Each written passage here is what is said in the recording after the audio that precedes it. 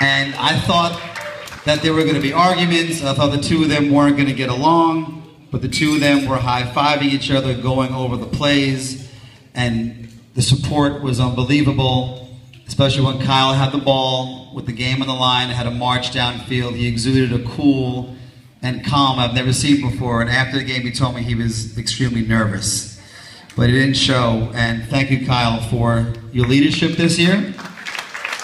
And I want to see you playing high school football next year if you get into Xavier. And I want to thank his parents for all the support they've given me, too.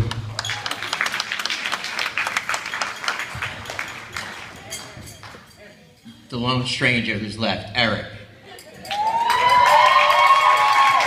I had Eric in 6th grade, Eric in 7th grade, and Eric now in 8th grade as a varsity player.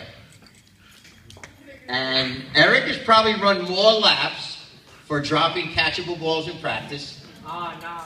He's run more. Well, the first time I had him run a lap, he's running around the whole field. I said, no, just run from there to there.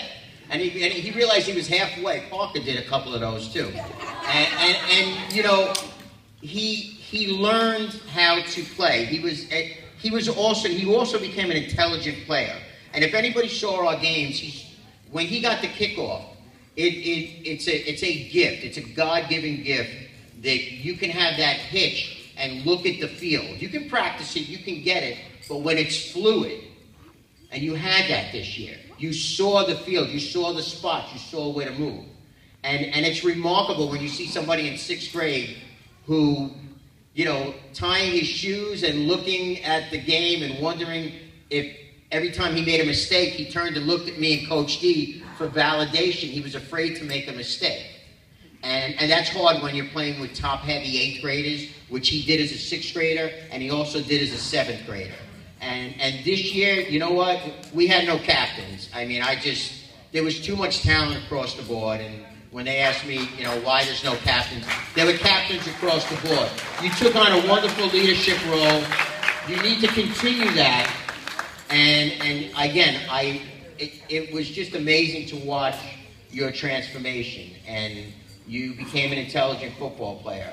And, you know, putting you back on defense where you were, and due to the fact that we had some players that weren't available, putting Justin and Kyle, which I'm always reluctant to do, you know, quarterback-wise, putting them both on defense changed everything. And putting Zachariah in there, too.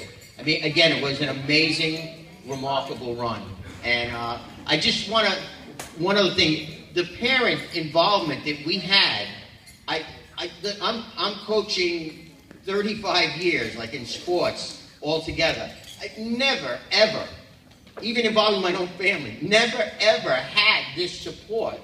I mean, every time you looked, there was somebody there. I mean, in the cold weather, we had 2 games on a Tuesday. There was hot chocolate. There was, I mean, you know, you felt like you were in the backyard of somebody's restaurant.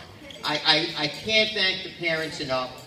And, you know, this team, I mean, it's given me a lot. I mean, this school has given me a lot. It's educated both my children. And I got somebody who is like another son. I got somebody who's like a baby brother. I got somebody, she's not here now, but Melinda, she's like a baby sister to me. And I can't say enough. One person I do want to thank, though, because she, you know, time spent with family is priceless and precious. And due to the fact that I come